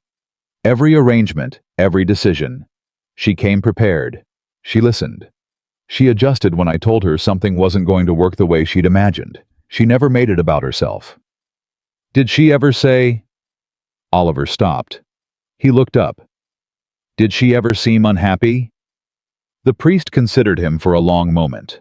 Long enough that Oliver understood the consideration was deliberate, not evasiveness, but the care of a man choosing truth over comfort. "She seemed," Father Rennick said carefully, "like a woman who had made her peace with a particular kind of loneliness.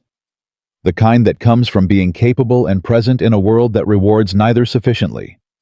He folded his hands on the desk. "She was not a sad person. She was a contained person. There is a difference, though. From the outside, it can look the same." Oliver felt those words in his sternum. Contained. Yes, that was exactly it. She had been contained the entire time he had known her, and he had read her containment as contentment, because it was easier to read it that way, because reading it accurately would have required him to ask questions he had not wanted to ask. "I'd like to continue the arrangement," Oliver said. "Through you. Whatever she was channeling through the church, I want to continue it. From the estate accounts now, formally." The priest nodded slowly. "She would approve of that, I think." Oliver stood, then stopped. "Father, did she ever talk about leaving before October?" Another long pause. "She talked about endurance," Rennick said finally. "The difference between enduring something because it might get better and enduring it because you've stopped believing it will." He met Oliver's eyes. "She was, I think, trying to understand which kind she was doing." Oliver left the church and walked back through the village without stopping. He passed the dry goods shop, the solicitor's staircase, the inn where he had occasionally taken a meal on late evenings in from Leeds. He passed all of it and did not slow down. He was thinking about endurance. He was thinking about a woman sitting in a chair in a vestry, having already thought everything through, coming to ask for help with the quiet efficiency of someone who had long since stopped expecting anything to change, but had not yet stopped caring about the outcome. He got home and went straight to his desk and wrote 2 letters. The first was to the wage suppliers. Anne had used the merchants in Harrogate, the contractor Wilkins, the seed supplier in York. He wrote to each one personally confirming that all standing arrangements would continue, and that future correspondence should be directed to him or to Mr. Prentice. He signed each letter himself. He did not have a secretary draft them. The second letter he sat with the blank page for longer. He wrote, "Dear Anne." He stared at it. Then he crossed it out.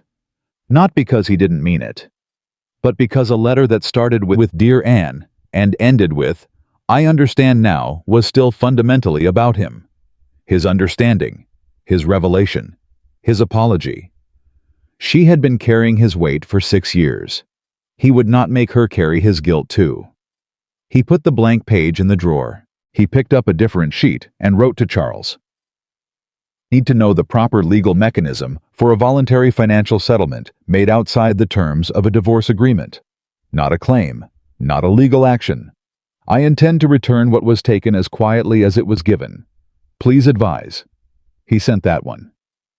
Charles's reply came the following afternoon. It was brief.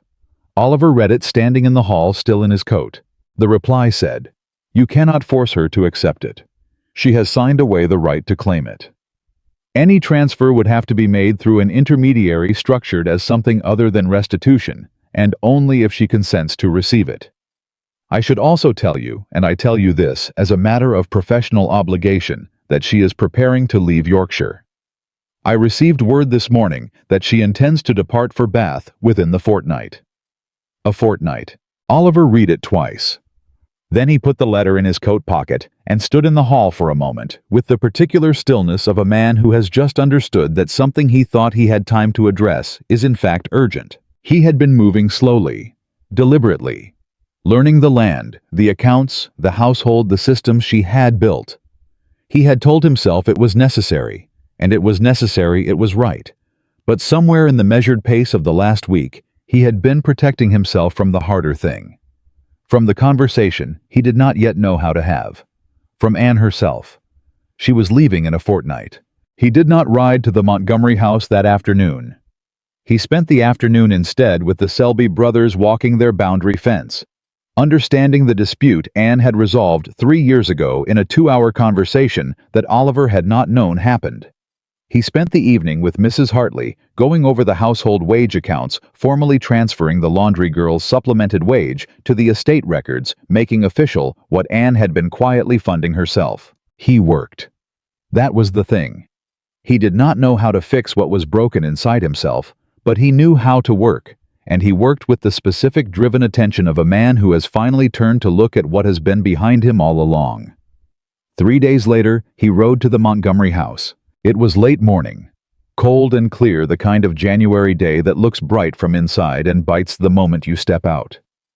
He rode the 4 miles at a measured pace, which was unusual for him. He noticed it himself, the deliberateness of it, the choice not to rush. The Montgomery house was smaller than Kingsley Hall, older in style, with the settled, unpretentious look of a house that had never aspired to be impressive. Anne's cousin, a quiet woman named Helen Ashby, opened the door herself. She looked at Oliver with the particular expression of a woman who has been told what to expect from someone and is now measuring the person against the description. "Mr. Kingsley." "Mrs. Ashby, I wonder if I might speak with Miss Montgomery." A pause. Brief. "She's in the garden. I'll ask if she's willing to receive you." He waited in the hall. He did not sit. He stood with his hat in his hands and listened to the quiet sounds of the house, a clock, a fire, footsteps somewhere above, and thought about all the ways this conversation could go wrong. Helen Ashby came back after 3 minutes. "She'll see you, through the back." He found Anne standing near the low wall at the far end of the garden.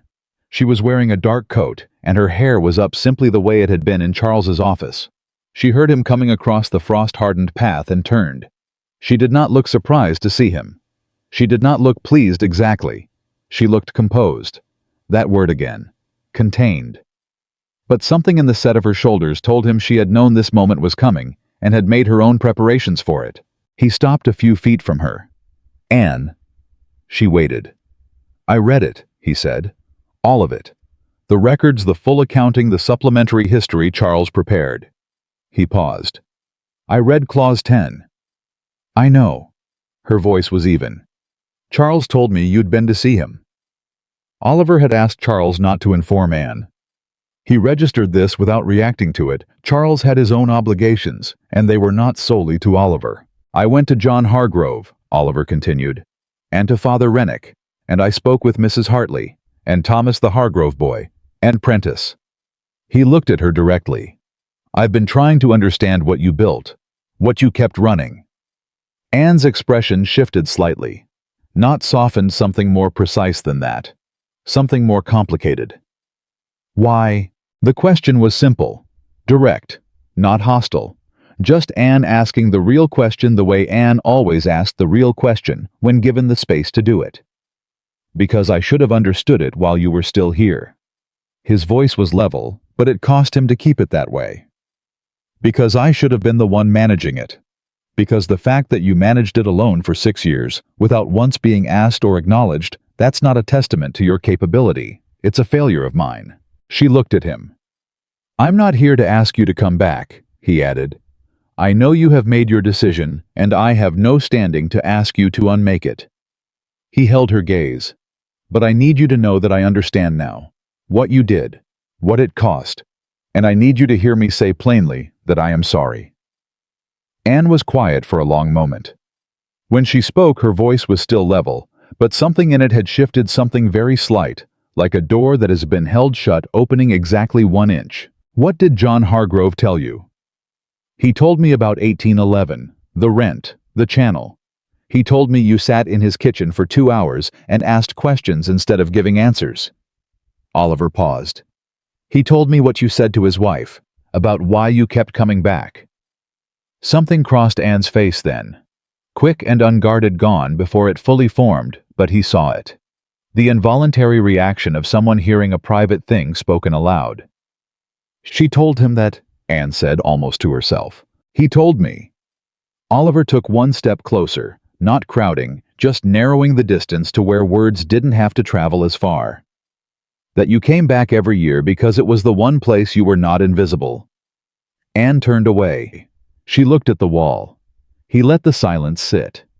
He had learned something in the past 10 days about the value of silence, about not filling it with the first thing that came to mind, about letting a thing breathe instead of immediately managing it. When Anne turned back, her eyes were clear, but the composure had a different quality now. Less armor, more honest. "I wasn't trying to make you feel guilty." Her voice had shifted, quieter. "The records, Clause 10, I wasn't setting a trap." "I know. I was protecting the tenants, the arrangements. I needed them to continue regardless of what happened between us, and the only way to ensure that was to document them properly and make the documentation accessible." She paused. "You were always going to find out eventually. I just didn't know if you would choose to look." "You didn't assume I would." "No." A breath. "I hoped. I didn't assume." He said quietly, "That's the worst part." She looked at him. "That you'd stopped assuming I would do the right thing. That you'd gotten to the point where hoping was all that was left." He looked at his hat in his hands. "I did that. I know I did that. I'm not asking you to tell me otherwise." The garden was very quiet around them. Cold, still January quiet. Anne studied him with the same careful attention she brought to everything. Reading him the way she had always read him, the way he had never managed to read her. She was looking for something. He didn't know what, but he stood still for it. He let her look. "The arrangements," she said finally. "Have you spoken to Wilkins about the February assessment?" "Prentice is handling it. It will happen as scheduled." "And the Hargrove seat allocation?" "I'm meeting John next week. I'm going to understand it myself before I make any decisions." A beat. "The laundry girl's wages," Anne said. "Hannah. Her mother is very ill. She needs—" "Martha told me. It's been transferred to the estate's accounts. She won't lose the supplement." Anne looked at him. He met her eyes and held them. She said very quietly, "You've been busy." "I've been learning," he said. "What I should have learned a long time ago." Another silence. This one different in texture, less weighted, less defended. "Oliver." Her voice had dropped to something more private. "What do you want from this conversation? What are you actually here for?" He had rehearsed several versions of an answer to that question on the ride over. He had prepared articulate, organized responses that covered his intentions clearly and did not make excessive demands on her. He abandoned all of them. "I wanted to see you," he said. "I wanted to say what I came to say directly to you, not through a letter, not through Charles. I wanted to look at you and say that I understand now what I didn't understand when I had the chance to." A pause. "And I wanted to ask not for anything that would cost you anything, because you have spent enough in this direction. I just wanted to ask if you are well, if you are truly well." Anne blinked. It was a small thing, involuntary, quick. The kind of blink that happens when something unexpected gets through the composure. "That's not a question you've asked me before," she said. "I know. In 8 years. I know." He did not look away. "I know that." The silence this time stretched longer. Long enough that the cold started to find the edges of his coat. Long enough that he heard somewhere in the village beyond the wall the faint sound of a church bell marking the hour. "I am well," Anne said at last. "Truly. I am not running from something. I want you to understand that. I am going towards something. Something I have been wanting for a long time." She paused. "A life that belongs to me." He nodded. Good, he said. And he meant it. The grief of it and the meaning of it were not in contradiction. He meant both fully. She studied him again, reading him. "You're different," she said. "I've had a difficult 10 days. Something moved across her face. Not quite a smile. Something older and more complicated than a smile. "Oliver." She said his name with a tone he hadn't heard from her in years. Not warm exactly, but not far from it. Honest. "Why didn't you ever ask me?" He understood immediately what she meant. Not about the accounts, not about the tenants. About her. About the work, the days, the life she was living inside the life they shared. "Because I assumed you were content," he said. "Because everything was always running, managed, in order. And I took that as evidence of your contentment instead of evidence of your effort." He paused. "I was lazy in the way that comfortable people are lazy. Not in action, but in attention. I never looked past the surface of what was working because the surface was always fine." "It was always fine," she said, "because I made it fine." "Yes. And you never asked who was making it fine." "No." A breath. "I never asked." The truth of it lay between them, plain and irreversible. No amount of apology would change the shape of it. No revelation, however sincere, would give back the years. He knew that. He was not here to undo the past. He had stopped believing somewhere in the last 10 days that undoing was the relevant goal. The relevant goal was different, harder, less comfortable. "Charles told me you're leaving in a fortnight," he said. 12 days. She did not apologize for the specific answer. "Bath." "Yes. My friend Clara Whitmore has a house on the Crescent. She's been asking me for years." The faintest shift in her voice, anticipation real and quiet. "I think I'll be happy there." "I think you will too," Oliver said, and meant it. She looked at him with something that might in different circumstances have been surprise. "You mean that?" "I mean that entirely." He straightened slightly. "You deserve to be somewhere you are seen. Somewhere you don't have to be invisible to function." He paused. "Even if that somewhere is not here." Anne held his gaze for a long moment. The longest moment of the conversation. Then she said, "You signed 12 clauses, Oliver, without reading a word." "Yes." "The one you didn't read was the story of everything I did for you." "Yes." "And it took losing me for you to pick it up." He did not flinch from it. "Yes." She nodded slowly. Not in forgiveness, that was not what this was. In acknowledgement. in the particular dignity of a woman who has waited a very long time to be understood, and at last is understood too late for it to change anything, but not too late for it to matter. "I have to finish packing," she said. He stepped back. He put his hat on. He adjusted it with the automatic gesture of a man returning to the world beyond a conversation. "Anne." He stopped himself from saying several things, then said the one true thing. "I hope you are happy. I hope Bath is everything you imagined. I hope—" His voice did not break, but it came close. He let it come close. "I hope you look back on this someday and feel that you are free." She looked at him steadily. "I already feel that," she said. "I felt it the morning I signed those papers." A pause. "What I hope is that you look back and feel that you finally understood." She held his gaze with that even, clear-eyed, thoroughly composed attention that was simply always Anne. "It seems like you're getting there." He held her gaze a moment longer. Then he nodded, once turned, and walked back across the frost-hardened garden path toward the gate, the road the 4 miles back to Kingsley Hall. He did not look back. Not because he didn't want to, but because she had given him something in those last words. Not forgiveness, not invitation, but something rarer and more useful. She had given him direction. He rode home slowly. He arrived at dusk, handed his horse to the groom, and went straight to the library. He lit the lamp himself. He sat at the desk and opened the drawer and took out the complete accounting Charles had sent. He spread it on the desk. He looked at every page.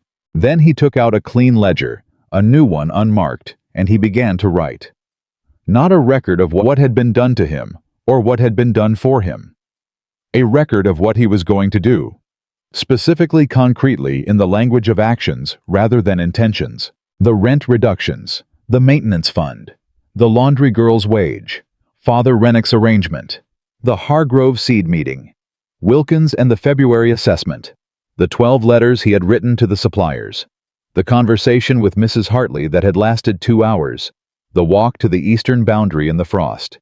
He wrote it all down, not because anyone would see it, not because it absolved him of anything, but because he needed to see in plain language the distance between where he had been and where he was going, and how much of that distance was still left to travel.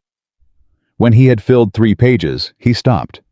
He looked at what he had written. "I thought about Anne 12 days from now, stepping into a carriage with her carefully managed luggage and her composed, quiet face, and riding south toward a city where no one knew her history, where she could be visible in whatever form she chose, where no one would take her labor for granted, because no one would be taking her for granted at all." He thought about the garden, the last thing she had said. "It seems like you're getting there." He closed the ledger. He sat back. He had a great deal yet to do. He knew that. The estate, the accounts, the relationships Anne had built, those were the work of seasons, not days. The kind of change he was trying to make was not the kind that happened quickly. It was the slow kind. The kind that had to be maintained every day, like a drainage channel, like a standing order with a seed merchant, like a fire lit before the household wakes up. The kind of work that only means something if you keep doing it, even when nobody is watching. He picked up his pen. He opened the ledger again. He kept writing. Anne left on a Thursday. Oliver knew the date because Charles had mentioned it in passing, not as information. Oliver had requested, but as the kind of detail a decent man shares when he believes the other man deserves to know. Thursday, the 14th of February. He had noted it the way he now noted everything, precisely without looking away from it. He did not go to see her off. She had not asked him to, and he understood without requiring it to be explained that his presence at her departure would make the moment about him. He had spent 8 years making things about himself without realizing it. He was done with that. He spent that Thursday at the eastern boundary with Wilkins and the drainage contractors team, walking the channel line, listening to Wilkins explain what 6 years of consistent maintenance had achieved and what another 6 years of the same would protect. He asked questions. He wrote things down in the small notebook he now carried everywhere, a habit he had adopted in the second week after the divorce, after he realized that Anne had always carried one, and he had always assumed it was a woman's affectation. It was not an affectation. It was the tool of someone who understood that details matter, And memory is unreliable. And the only way to truly know something is to write it down and return to it. At noon, Wilkins said, "You know Mrs. Kingsley, Miss Montgomery. I beg your pardon. She had a very particular way of asking questions. Never made you feel she doubted you. Just made you feel she was paying attention." Oliver looked at the channel. "She was," he said. "She always was." He rode home at dusk. The house was warm. Mrs. Hartley had seen to that, as she now saw to everything, with a particular attentiveness that had developed over the past weeks, as though she too had been waiting for Oliver to become the kind of man worth attending to properly. He ate dinner alone. He had eaten dinner alone every night for a month, and he had stopped finding it remarkable. What he found remarkable now was that he had once eaten dinner alongside Anne for years and never noticed how little they actually talked. After dinner, he went to the library. He opened the new ledger, not the account ledger, the personal one, the one in which he had been recording the ongoing work of change, and read back through everything he had written over the past 4 weeks. The rent reductions had been formalized. The maintenance fund was established. The seed meeting with John Hargrove had happened. Then a second one, and Oliver now understood the planting rotation well enough to have genuine opinions about it that Hargrove respected, though he tested those opinions against the farmer's knowledge before acting on them. Father Rennick's arrangement was formalized through the estate accounts. The 6 families who had been receiving quiet support through the church now received it through a properly established charitable fund administered by Rennick and overseen by Oliver, with full records kept by Prentice. Hannah the laundry girl had been given a small raise beyond the supplement Anne had added because Oliver had learned through a conversation with Mrs. Hartley that he had initiated himself that the girl's mother had worsened, and the original supplement was no longer enough. The Ellis family's private loan, which had already been repaid to Anne before the divorce, was nonetheless acknowledged in the estate records. Oliver had quietly donated the equivalent amount to the charitable fund in their name, not to balance a ledger, to make a record of the fact that it had happened and that someone finally was keeping track. He read it all back and felt neither pride nor satisfaction. What he felt was more like sobriety. The clear-eyed recognition of a man who understands that the distance between where he started and where he is now is not something to be proud of. It is simply the distance he should have covered long ago. The work is not remarkable. It is what the work always should have been. He closed the ledger. He picked up the divorce agreement. He did this regularly now. Not compulsively, not the way a guilty man picks at a wound, but deliberately with the same purpose with which he read the account ledgers or the estate maintenance records. Because it was a document. Because it contained something true. Because he had promised himself in the very early days of this new understanding that he would not let the clarity fade. He turned to Clause 10. He read it. He had read it so many times that the language was fully memorized. He did not need to read the words to know the words. But reading was different from knowing. Reading required the full stop, the presence, the refusal to let it become automatic. He owed her that much. He owed it to the document. He owed it to himself. He set it back on the desk. He thought about Bath. He had no precise image of what her life looked like there. He had deliberately avoided asking Charles for details, because that information was not his to have. But he thought about what she had said in the garden, a life that belongs to me. He thought about what that would look like for Anne, a house where she was known, friends who asked her real questions and listened to the real answers. The particular freedom of a woman who has spent years carrying other people's weight and finally sets it down, not out of defeat, but out of deliberate hard-won choice. I thought about her being happy. He was surprised when he examined the thought to find it genuinely comforting.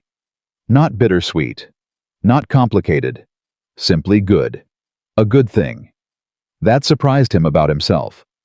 He had not thought he was capable of that kind of uncomplicated wanting for someone else's well-being without reference to his own. But he was.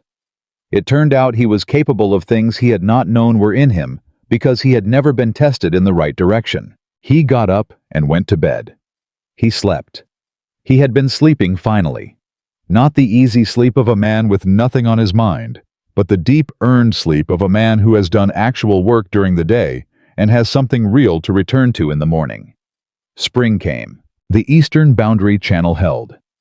The planting went well better than the previous 2 years, Prentice reported with quiet satisfaction, because the soil drainage had been properly maintained and the seed allocation had been calibrated to the specific yield history of each parcel rather than applied as a uniform estimate. Oliver had been part of those calibrations.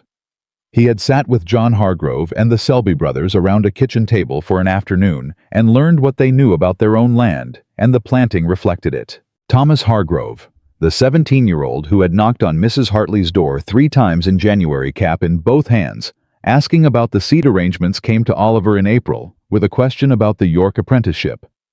The one Anne had written a recommendation letter for. The letter Oliver had found in Charles's bundle, the one he had not known existed. The boy stood at the edge of the estate office doorway with his familiar careful posture and said, "The master in York." "Mr. Grantham," he wrote back. "He's offering me a position." But he asked about the recommendation, who wrote it, whether the person who wrote it still vouches for me. Oliver looked at him. "Miss Montgomery wrote the original recommendation." "Yes, sir." Thomas shifted his weight. "I didn't know if she's gone away, and I don't know if I should try to reach her, or if—" "I'll write a second letter," Oliver said, confirming the original and adding my own endorsement. Thomas blinked. "You'd do that, sir?" "I should have been doing it all along." Oliver reached for paper. "Tell me what the position involves." He wrote the letter that afternoon.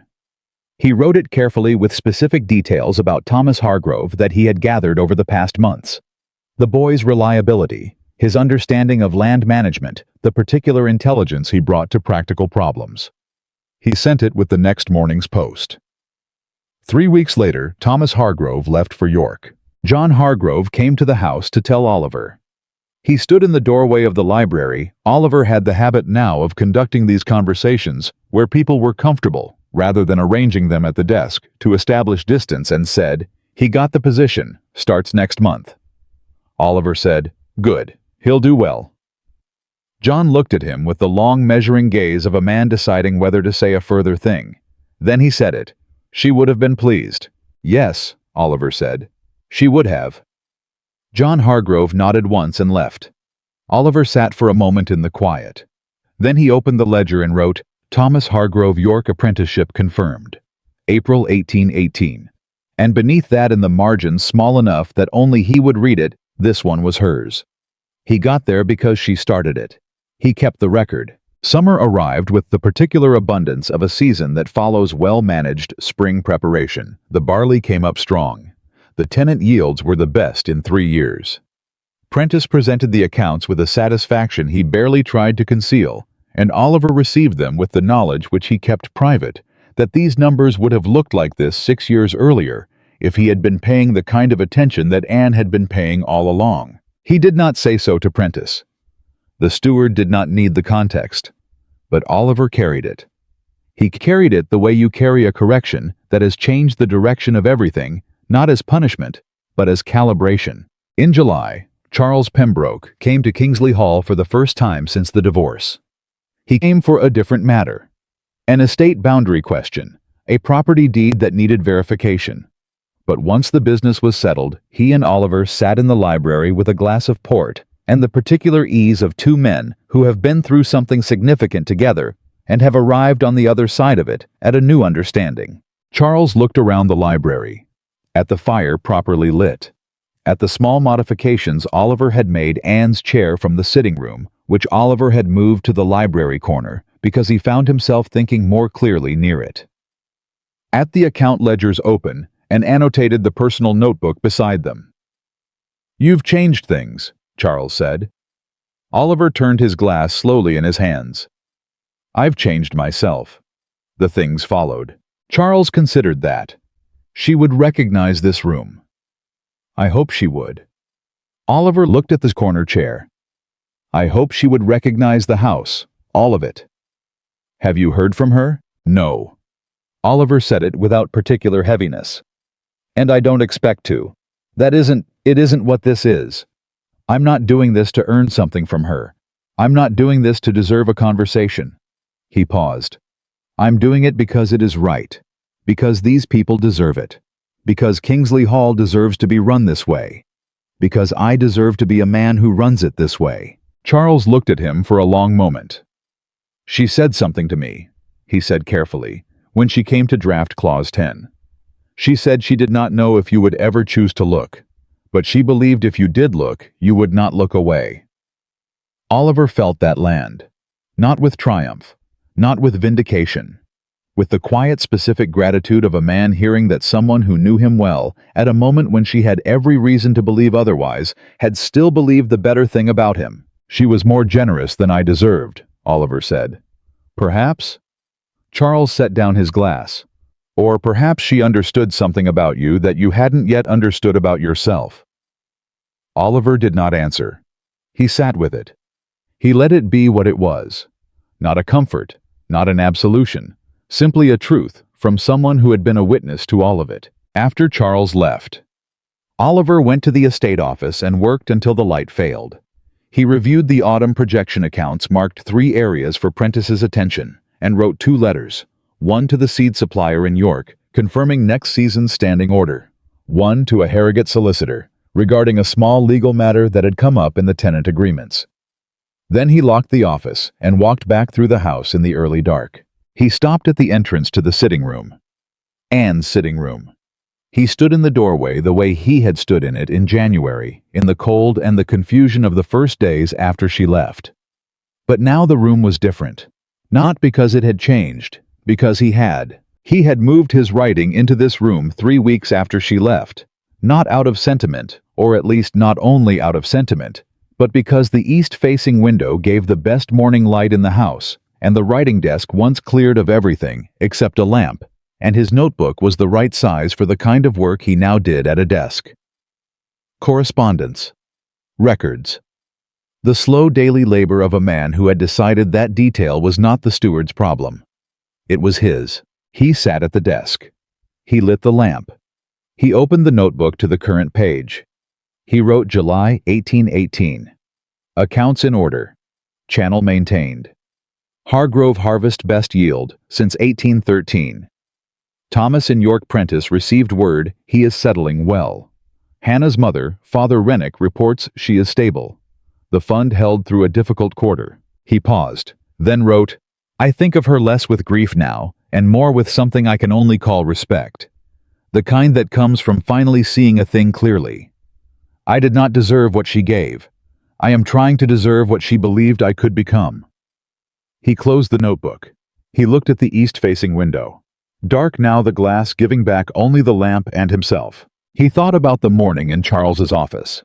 The pen moving across 12 pages without stopping, without reading, without once pausing to understand what he was passing over. He thought about Clause 10. Waiting. Patient. Inevitable. I thought about Anne in Bath, not as a wound, not as a loss, but as a woman who had chosen her life with the same careful, thorough intention with which she had managed everything else. He thought about her being seen, being visible, being as she had told him she was going toward something rather than away. He thought about the last thing she had said to him. It seems like you're getting there. He pulled the divorce agreement from the desk drawer and opened it to page 10 one more time. He read it, all of it, every word. Then he closed the agreement and held it in both hands for a moment. Howe was 40 years old. He had run businesses and managed properties and navigated the complex social landscape of Yorkshire County life with the confidence of a man who had always believed he understood how things worked. He had been in most of the ways that counted publicly successful, respected, capable. And he had been in the one way that had mattered most privately, entirely structurally blind. He had looked at the surface of his life and called it understood. He had looked at the surface of his wife and called it known. He had signed 12 clauses and called it finished. He set the divorce agreement back in the drawer. He did not lock it.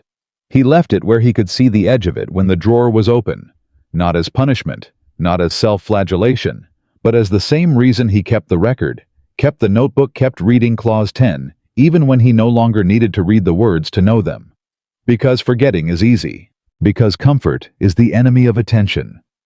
Because the most important document he had ever held, he had signed without reading, and the cost of that carelessness had been measured not in pounds or properties, but in years. In the slow, quiet erosion of a woman who had deserved to be seen every single day, and had been instead invisible inside the life they shared, he would not forget. Years later, several years enough, that the estate had settled into a new rhythm, and Prentice had become the kind of steward who anticipated problems before they arrived, and the Hargrove family had 2 sons in York, and 1 back on the land, and Hannah's mother had passed peacefully, and Hannah herself had married the blacksmith's apprentice from the village. A young solicitor came to Kingsley Hall to review some property documents. Howe was 23, sharp and earnest with the energy of someone who had recently discovered that his profession mattered, and had not yet learned to be cynical about it. His name was William Graves, and he had been sent by the firm that had absorbed Charles Pembroke's practice when Charles retired. Oliver received him in the library. They worked through the documents efficiently. Oliver asked precise questions. He read every clause. He turned every page. William Graves noticed this and found it slightly unusual. Most clients of Oliver Kingsley's age and standing delegated the reading, but said nothing. At the end of the meeting, Oliver offered port. William, correctly reading the situation, accepted. They sat. The young solicitor looked around the library with the frank curiosity of someone who is too young to have learned to disguise his interest. His gaze landed on the desk where the account ledgers sat beside the small notebook, and beside those the corner of a document that he didn't recognize as estate paperwork. He looked at it for a moment. Then he looked at Oliver. Then he looked away. Oliver noticed. He reached for the document. He held it up briefly, 14 pages worn at the spine from handling the seal long since broken. "You're wondering what this is?" William Graves had the grace to look slightly embarrassed. "I apologize, sir. I didn't mean—" "A divorce agreement," Oliver said. "From 1818. A beat of careful silence. "I'm sorry." The young man meant it in the imprecise way of someone who doesn't know what they're sorry for, but can feel that something significant is in the room with them. Oliver set it back on the desk. He turned it so the spine faced out. "Don't be." He looked at the document. "I keep it because it reminds me of something." William waited. He was, Oliver noted, a good listener. The kind who understood that silence after an incomplete sentence is an invitation, not an absence. "I was the kind of man," Oliver said slowly, "who signed his name to things without reading them. Contracts, agreements, arrangements." He picked up his glass. "I thought I was efficient. I thought I was decisive. I thought a man of my standing and capability had better things to do than attend to every detail personally." He paused. "I was wrong." The young solicitor looked at him carefully. "This agreement," Oliver indicated the document, "had 12 clauses. I signed all 12 in under 4 minutes. I read none of them." A beat. There was a 10th clause. It contained everything I should have understood about the person I had been married to for 8 years. The room was very quiet. "May I ask?" William stopped himself. "Ask." "Did you read it eventually?" "Yes." Oliver's voice was level. "Eventually." The word carried its full weight. "Too late to change anything, but not too late to change myself." William Graves looked at the document on the desk, then at Oliver, with the expression of a young man filing something away that he senses will matter to him later, though he cannot yet articulate why. "Why do you still keep it?" he asked. Oliver looked at the spine of the agreement, the worn edge of it, the pages he had read so many times that the paper had softened along the folds. "Because," Oliver said, "this document is the most important thing I have ever read." He set down his glass. "Not because of what it cost me, because of what it taught me." He was quiet for a moment. "I read every contract in my life, every deed, every agreement, every business arrangement. I built a reputation on precision and attention. And then I came to the one document that mattered most, not as a property arrangement, not as a financial instrument, but as the story of who I was and who was beside me, and I signed it without reading a single word." William sat very still. "I lost my marriage," Oliver said, "the day I stopped trying to understand the woman beside me.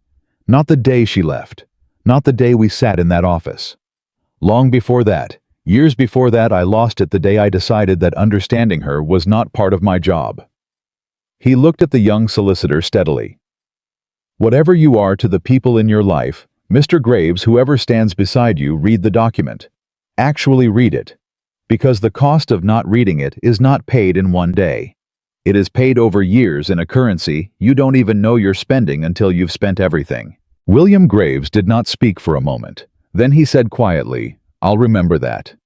"See that you do." Oliver picked up his notebook. He opened it to the current page. He wrote the date. Then below it, without explanation or ceremony, Thomas Hargrove's youngest starts school in September. Hannah's girl was born last week. They're calling her Anne. He set the pen down and looked at that last entry for a long moment. They're calling her Anne. He had not asked for that. He had not expected it. When Hannah had sent word through Father Rennick, now retired, but still sharp enough to pass a message. Oliver had read it 3 times before the full weight of it settled in him.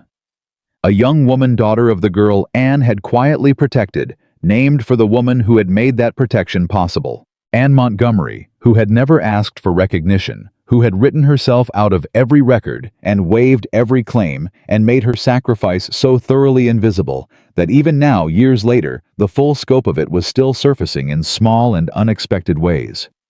She would not know about the baby named for her. He thought about that. He thought about writing to tell her. He picked up the pen. He put it down. No. That was still his need, not hers. That was still the old habit, making his feelings someone else's responsibility. She was living her life in Bath, or wherever she had moved since then, with people who saw her clearly and asked her real questions, and did not require her to be invisible to function. She did not need to know that Oliver Kingsley had finally fully, completely, irreversibly understood. She had known it was possible once, when she chose to believe the better thing about him. That was enough. He closed the notebook. He picked up Clause 10 one last time. He did not read it. He knew every word. He held it the way you hold a thing that has cost you something enormous, and taught you something more valuable than what it cost, the way you hold the specific document that divided your life into before and after, into the man you were and the man you became. He set it back in the drawer. He closed the drawer. He picked up his pen and returned to the estate accounts, to the practical, specific daily work of a man who had learned too late, and not without permanent cost, and not without permanent change, what it means to truly pay attention. Because some lessons only arrive after the loss. But the man who refuses to learn them after the loss, that man loses everything twice. Oliver Kingsley had lost something irreplaceable. He refused to lose